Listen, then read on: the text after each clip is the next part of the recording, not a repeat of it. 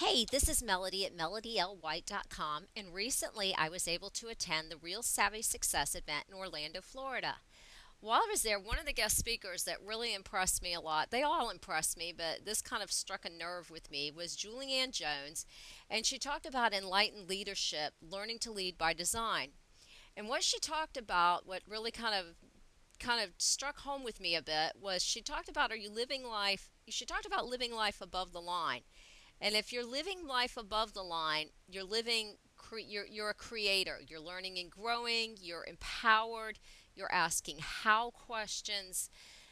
It's your structure. It's where you're really taking action.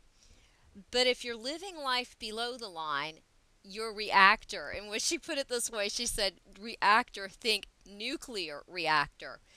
Think about in a nuclear reactor, and if you're living below the line as a reactor, you're thinking of you're not thinking about you at all. You're thinking about how others are you're worried about what others think. You're thinking about the event or the situation.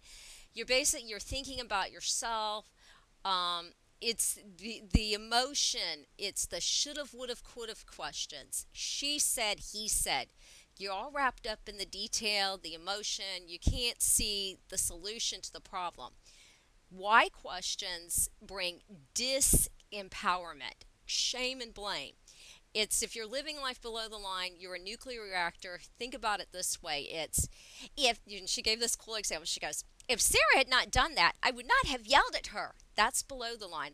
Holding and she also said, she goes, holding resentment is like you drinking poison and waiting for the other person to die, even when you blame yourself.